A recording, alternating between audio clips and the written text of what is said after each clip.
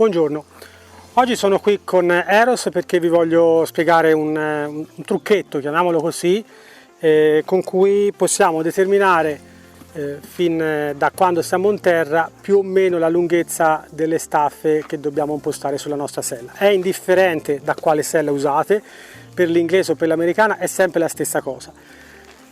Voglio fare una precisazione: quando montiamo per lavorare in piano, quindi fare esercizi in piano, in campo, oppure andare in passeggiata, non c'è una grande differenza, diciamo, tra lavorare in piano e andare in passeggiata. Di solito si tende a dare un buco in meno quando lavoriamo in campo e dare un buco in più quando andiamo in passeggiata, per dare un pochino più di sollievo alla caviglia. Poi, se entriamo nell'ambito delle specialità, tipo per esempio salto ostacoli oppure ad esempio cutting, allora le posizioni delle staffe, la lunghezza delle staffe è un pochino diversa, perché ognuna rispetta un po' le esigenze di quel tipo di attività specifica agonistica, ok? Però nella norma, lavoro in piano o passeggiata, diciamo che la lunghezza è quella che vi dirò io, e poi è chiaro che dipende un po' anche da quanto siete alti, eccetera, però diciamo ci si avvicina abbastanza. La lunghezza, per determinare la lunghezza delle staffe da terra, la cosa più semplice sia all'inglese che all'americana è quella di misurare da dove inizia l'aggancio praticamente della staffa qua sotto a dove la staffa arriva, cioè vi deve arrivare sotto l'ascella. Questo è, quindi la lunghezza del vostro braccio deve essere uguale alla lunghezza della staffa, ok? Questo sia all'inglese che all'americano, non c'è nessuna differenza. Questo è per lavorare in campo. Fuori potete magari aggiungere un buco in più se sentite che siete un pochino scomodi. Eros, ci sto io davanti alla telecamera, non te, grazie.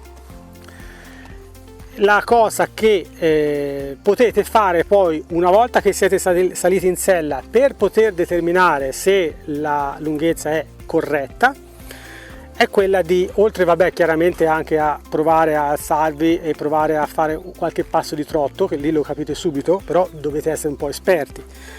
Altrimenti la cosa che potete fare una volta che siete saliti in sella, lo faccio vedere subito,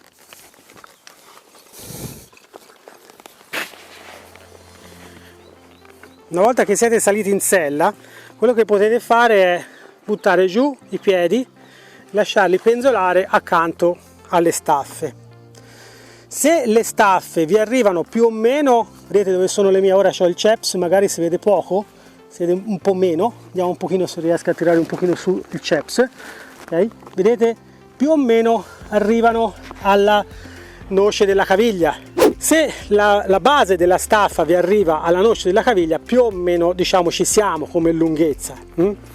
Poi, come dicevo prima, non siamo fatti tutti uguali, non abbiamo tutte le proporzioni delle braccia e delle gambe lunghe nella stessa maniera, quindi ci possono essere delle piccole variazioni, ma sono piccole variazioni nell'ordine di un buco, non sono variazioni nell'ordine di un palmo. Infine, la cosa che dovete assolutamente fare attenzione è a mettere le staffe uguali, quindi prima di salire controllate che le staffe siano alla stessa altezza sia a destra che a sinistra. Ovviamente se il cavallo è in un posto pari, perché se no vi gioca un pochino a vostro sfavore la possibilità di vedere se sono uguali. Perché? Perché è fondamentale ovviamente, no? Altrimenti quando siete in sella poi vi verrà normale spingere più da una parte rispetto che all'altra. Un altro consiglio sempre sull'uso delle staffe è mai spingere le staffe. Qualche volta si sente dire metti i talloni in basso, ecco, a me piace dire invece metti le punte in alto, perché se io ti dico metti i talloni in basso,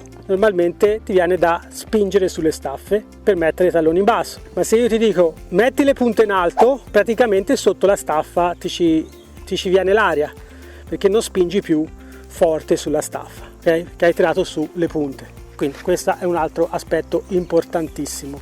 Altre cose sulle staffe, ecco, un'ultima cosa, ricordatevi che il cuoio è elastico un po'. Io vivo da tutta la mia vita in una zona che è uno dei 3 comprensori del cuoio della calzatura in Italia, che è Santa Croce sull'Arno.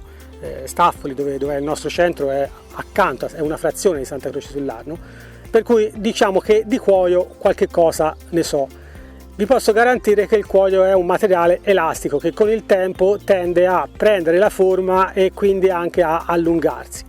Se voi avete l'abitudine di salire sempre sulla sella dalla stessa parte, magari non dopo un anno, magari non dopo 2, ma dopo 6 o 7 anni o 10 anni che avete quella sella, è probabile che la staffa da cui salite sempre sia più lunga dell'altra, anche se ha gli stessi numeri di fori. Cioè, avete visto, no? Nello staffile c'è il numero dei fori, no? Quindi 15 e 15, io metto a 15 di qui e di là e sono sicuro, tranquillo, che sono uguali, e invece non è così, perché come vi dicevo il cuoio tende poi un po' a cedere, quindi se montate sempre dalla stessa parte, soprattutto se non fate uso di scalette, blocchi, mountain block eccetera, piano piano poi cosa succede? Che quella parte lì di staffile si allenta un po', magari di mezzo buco, è lì che diventa un problema, perché non riuscite a metterlo uguale di là, cioè avete sempre quel mezzo buco che vi frega, ok?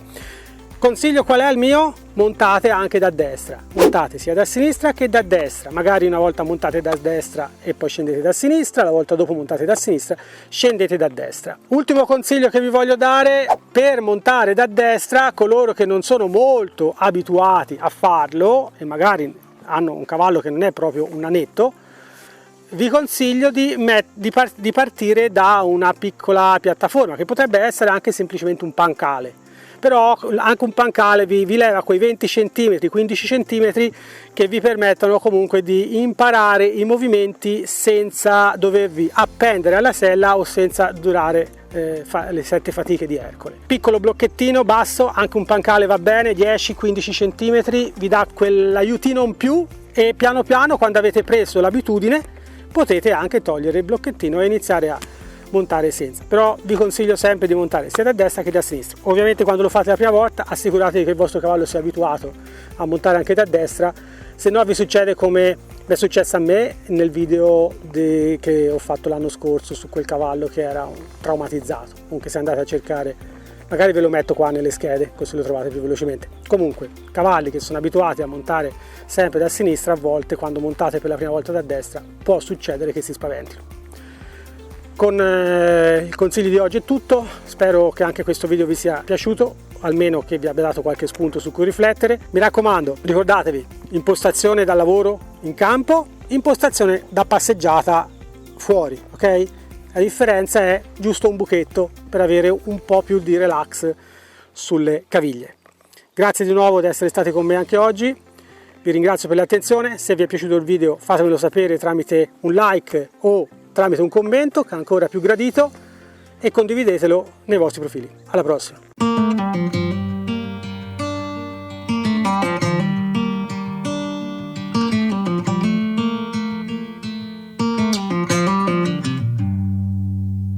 Heading back to what used to be home, passing by those little towns I know so well, stopping for gas and then I'm behind the wheel again.